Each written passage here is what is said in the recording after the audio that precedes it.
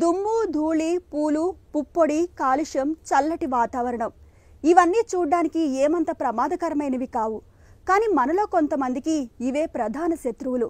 ఇవి తగులుతూనే శరీరం అంతా తీవ్రమైన ఎలర్జీ మొదలవుతుంది.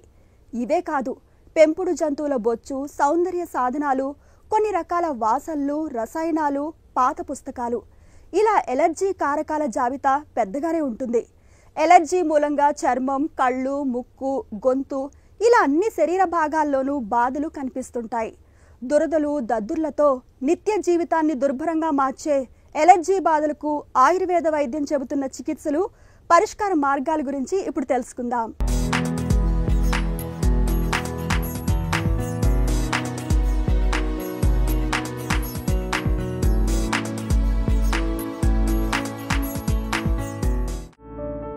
సహజంగా దేశ సరిహద్దుల్లోకి ఎవరైనా శత్రువు ప్రవేశించినప్పుడు వెంటనే మన సైన్యం అప్రమత్తమైపోతుంది.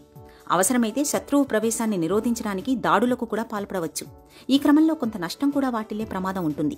అచ్చంగా ఇలాగే మన శరీరంలోకి ఏదైనా శత్రువు ప్రవేశించాలని చూస్తే రోగ నిరోధక వ్యవస్థ కూడా ఇలాగే అడ్డుకుంటుంది. ఈ క్రమంలో ఏర్పడే ఇబ్బందినే మనం ఎలర్జీ అంటాం.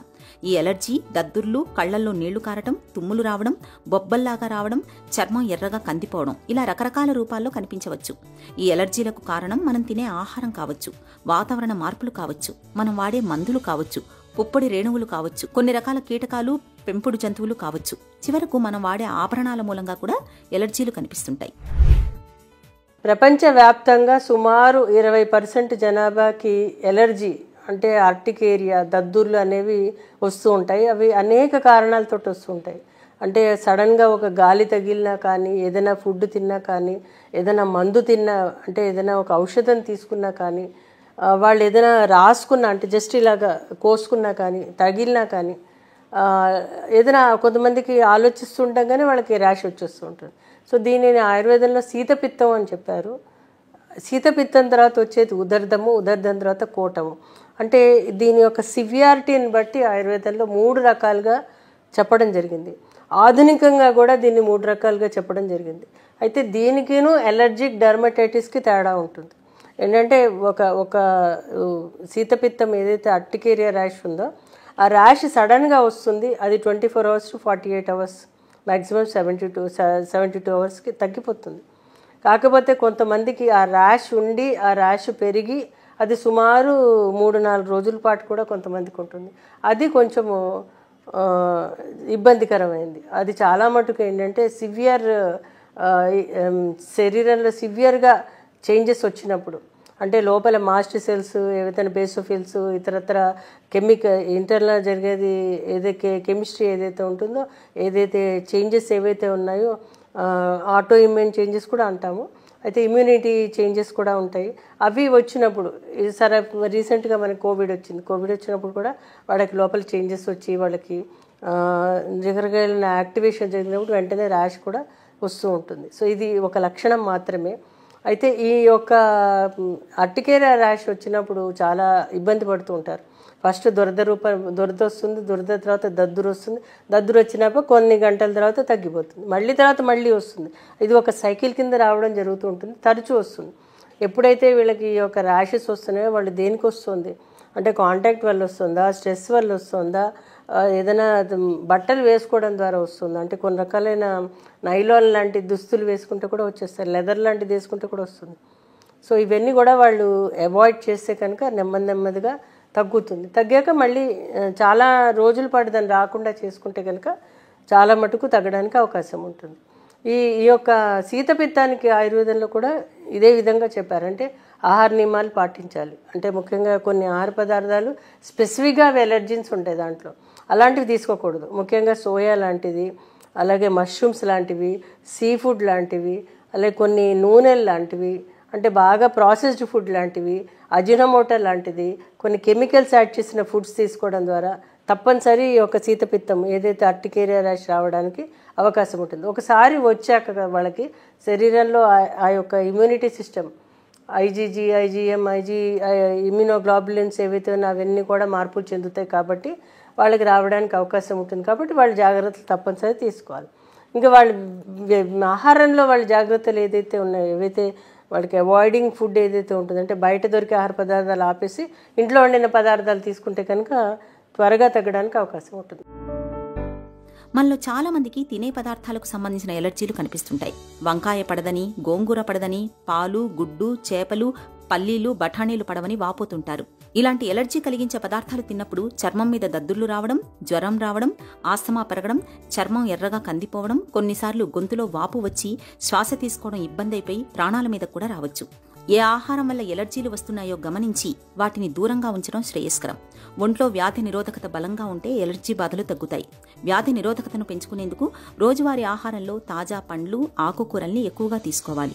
1 చెంచాడు అల్లపు రసానికి 1 చెంచాడు తేనెను కలిపి తీసుకుంటే ఎలర్జీ బాధలు ఇట్టే తగ్గిపోతాయి.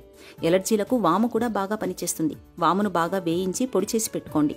అన్నం తినేటప్పుడు తొలి ముద్దలో కొంచెం వాము పొడిని కలుపుకొని తినండి. ఎలర్జీలు క్రమంగా తగ్గుముఖం పడతాయి. చిట్కాల విషయాన్ని వచ్చేసరికి చాలా రకాలైన చిట్కాలు ఉన్నాయి. ఇంటర్నల్గా నోటి ద్వారా తీసుకేందుకు మనకి ఉసిరికాయ, అలాగే అల్లం ప్రతిరోజు ఒక 5 గ్రాములు తీసుకోవాలి. ఎవరైనా చిన్న పిల్లల దగ్గర నుంచి కూడా ఇవ్వచ్చు. చిన్న పిల్లలు కూడా ర్యాషెస్ వస్తాయి, అప్పుడే పుట్టిన పిల్లలు కూడా వస్తాయి. కాకపోతే వాళ్ళకి మనం 6 నెలలు దాటిన తర్వాత మాత్రమే మనం ఇవ్వగలుగుతాము. అప్పుడు ఏం చేయాలంటే అల్లం తొక్కు తీసేసి దాన్ని ముక్కలు చేసి గ్రైండర్ పట్టి ఆ రసం ఏదైతే ఉంటుందో ఆ రసంలో సమానంగా నీళ్లు కలిపి అది ఒక 1/2 చెంచాడు చొప్పున పొద్దున్న సాయంత్రం తేనె కానీ పటిక బెల్లం కానీ కలిపి సుమారు 45 రోజులు తీసుకుంటే కనుక చాలా బాగా కంట్రోల్కి వస్తుంది. ఇది యాంటీహిస్టమిన్ ప్రాపర్టీస్ అధికంగా ఉంటాయి ఇందులో. అలాగే కుర్కుమిన్ అంటే ఏంటి, టర్మరిక్. ప్రపంచవ్యాప్తంగా కూడా టర్మరిక్ని రసాయనంగానే చెప్తున్నారు. అదే ఇట్ ఈజ్ యాంటీ క్యాన్సరస్ కూడా అంటున్నారు. కాబట్టి ఈ యొక్క మంచి పసుపు, మంచిగా పట్టించిన పసుపు ఒక 1/4 స్పూను, పట్టిక బెల్లం ఒక 1/4 స్పూను కలిపి ప్రతిరోజు పొద్దున్న సాయంత్రం పాలల్లో కలిపి తీసుకుంటే కనుక ఇది ప్రత్యేకమైన చికిత్సగా ఆయుర్వేదంలో చెప్పారు. అంటే హరిద్రాఖండ అంటారు ఆయుర్వేదంలో. బృహద్ హరిద్రాఖండ అనేది కూడా ఆయుర్వేదంలో చెప్పారు. అయితే ఇందులో అల్లం కూడా వేసుకోవచ్చు, అందులో పిప్పళ్ళు వేసుకోవచ్చు, అందులో మిరియాలు కూడా వేసుకోవచ్చు. ఇవేవి కూడా ఈ యొక్క ఏదైతే అర్టికేరియా ర్యాష్ ఏదైతే ఉందో, వీల్స్ ఏదైతే ఫేమస్ దద్దుర్లు ఏవైతే అవన్నీ తగ్గడానికి సహాయపడుతుంది. కొంతమంది సొంటిని కూడా సజెస్ట్ చేస్తుంటారు. కాకపోతే సొంటిని లైమ్ వాటర్లో అంటే సున్నం నీళ్ళలో దాన్ని తయారు చేస్తే కనుక అంతగా ఎఫెక్టివ్గా ఉండదు. ఎందుకంటే సొంటి కొంచెం వేడి చేస్తుంది లైమ్ వాటర్లో, సున్న నీళ్ళలో తయారు చేసినప్పుడు. కాబట్టి అల్లం బెస్ట్. నెక్స్ట్ వచ్చేసి గరికె కూడా చాలా బాగా పనిచేస్తుంది. గరికె మనకి చుట్టుపక్కల దొరుకుతూనే ఉంటుంది. ఆ గరికెని బాగా కడిగేసి దాన్ని పేస్ట్ కింద చేసి దాంట్లో కొంచెం కొబ్బరి నూనె కలిపి బయట పూత కింద వాడితే చాలా బాగా పనిచేస్తుంది. ఇది కాకుండా పొద్దుతిరుగుడు గింజల్ని ఒక పేస్ట్ కింద చేసి దానిని బయట సూపర్ఫిషియల్గా రాస్తే కూడా చాలా బాగా పనిచేస్తుంది. ఇది కాకుండా పొగాకు ఆకుని యాజిటీస్ తీసుకొచ్చి దానిని పేస్ట్ లాగా చేసి చాలా పల్చగా చేసి ఎక్కడైతే దద్దుర్లు ఉన్నాయో ఆ దద్దుర్లో కొంచెం కొబ్బరి నూనె కలిపి రాస్తే చాలా బాగా పనిచేస్తుంది. ఎందుకంటే ఇది నికోటినిక్ యాసిడ్ అనేది ఎక్స్టర్నల్గా ఈ యొక్క పూత కింద సహాయపడుతుంది. కాకపోతే ఈ పొగాకుని కాల్చకూడదు, ఆకుని మాత్రమే పల్చగా రాయాలి. అయితే ఏది ఎలా ఉన్నా కానీ వాళ్ళ శరీరానికి ఏది పడుతుంది అనేది ఒక్కొక్కసారి చూసుకోవాల్సిన అవసరం తప్పనిసరి ఉంటుంది. చికిత్సా విషయానికి వచ్చేసరికి ఆయుర్వేదంలో చాలా రకాలైన చికిత్సలు ఉంటాయి. అందులో ముఖ్యంగా ఈ యొక్క అర్టికేరియా ర్యాష్ ఏదైతే ఉందో, శీతపిత్తం ఏదైతే ఉందో దానికి బృహద్ హరిద్రాఖండాన్ని ప్రత్యేకంగా చెప్పారు. ఇది కాకుండా సూతశేఖర రస్ అని, లఘు సూతశేఖర రస్ అని, చంద్రకళ రస్ అని రకరకాలైన ఔషధాలు ఉన్నాయి. అయితే ఆ యొక్క పేషెంట్ కండిషన్ బట్టి కొన్ని కదిర అరిష్టలు కొన్ని ఉంటాయి, మహామంజిష్ట అని, కొన్ని రకాలైన ఔషధాలు అంటే ఎక్స్టర్నల్గా క్రీమ్స్ కింద కూడా ఇస్తాం. జాత్యాది తైలం అని, పంచవల్కల క్వాదం అని, ఇవన్నీ కూడా వాళ్ళ యొక్క శరీర తత్వాన్ని బట్టి పద్ధతిగా ఇవ్వాల్సిన అవసరం ఉంటుంది. ఏదైనా ఉన్నా కానీ ఇది కొన్ని 2-3 నెలల పాటు వాడితే కనుక చాలా మంచి గుణం ఉంటుంది. ఎలర్జీలను నివారించుకోవాలంటే మొట్టమొదట మనం తినే ఆహారాలకు సంబంధించి ఒక డైరీ రాయడం వల్ల చాలా ఉపయోగం ఉంటుంది. ఉదయం నుండి రాత్రి దాకా ఏ ఆహారాలు తీసుకున్నాం అన్న దానిని బట్టి ఎలర్జీలను గుర్తించి వాటిని దూరంగా ఉంచవచ్చు. అలాగే మనం వాడే మందుల గురించి పూర్తి సమాచారం అందుబాటులో ఉంచుకోవాలి. ఇంట్లో పెంపుడు జంతువుల వల్ల ఎలర్జీలు వస్తున్నాయేమో కూడా గుర్తించి వాటిని దూరంగా ఉంచడం చేయాలి. ఇక సీజనల్గా వచ్చే ఎలర్జీలకైతే వాటికి తగిన జాగ్రత్తలు, చికిత్స తీసుకోవాలి. ఎలర్జీ బాధలు ఎంతకీ తగ్గనప్పుడు శారిబాధ్యాసవం, మహామంజిష్టాది కషాయం, కదిరారిష్టం, వాసాదిష్టం, ఆరోగ్యవర్ధిని వంటి ఔషధాలను కొంతకాలం పాటు నిపుణుల పర్యవేక్షణలో వాడుకుంటే ఎలర్జీ బాధలు చాలా వరకు తగ్గిపోతాయి.